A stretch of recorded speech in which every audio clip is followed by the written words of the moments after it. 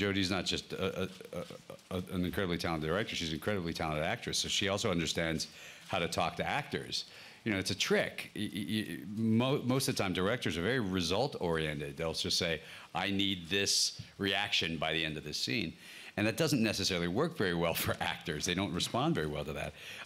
So Jodie was, in particular, very good about creating a very safe place for people to try things like really bad dancing, for instance, and not say, you know, the way she works is like a professional in the best possible way. It's really fun. We had a great shorthand. She would just come over and I'd say, well, if I tried this, and she goes, okay, if you want to do that, then you got to do that, and I would go, yeah, I don't want to do that, and then she'd go, okay, good. So it's easy. Honestly, working with an actor who is also a director is an incredible, a very good experience. Money Monster plays on and talks about sort of the evolution of what has become the cross between news and entertainment, and I think that that's been a big problem.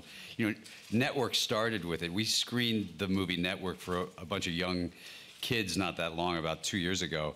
And I told them this is one of the great black comedies of all time, and then they saw it and they thought, well, it's a really good film, but it's not a comedy, because everything that Paddy Chayefsky wrote in 1975 came true.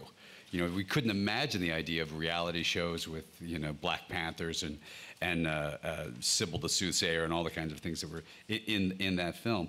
This is sort of now reflecting that, which is, you know, it just seems like we've now gotten so used to the idea that some schmuck can get up on television and tell you where you put your money, and they do it out of entertainment, and people listen to them and do it and lose things in their real life, and they go on, and the rest of the world goes on, you know, unhurt by all these things. So I just think I think that this film just reflects where we've actually gotten to in the combination and that dangerous moment where news stopped being a lost leader, stopped being the idea that you weren't going to make money on news, you were going to actually at some point just inform people, and then making it part of programming and making it make money, and that's a problem. Part of the reason that the character Lee Gates was so fun for me was because, you know, he's closer to the characters I played in Coen Brothers movies, where, you know, you actually think you're the smartest person in the room until you realize you're actually maybe the stupidest person in the room. So I like that. I like the guy. I like the character because he's really flawed, and he sort of thinks he has it. Yeah, everything would be fine if nothing went wrong.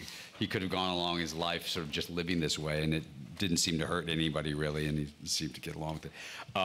I try to pay a little more attention in life than that character does about other people's, you know, misery and other people's angers and other people's failures. So I think I would hope I'm a little bit more evolved in that character, but you never know, you know.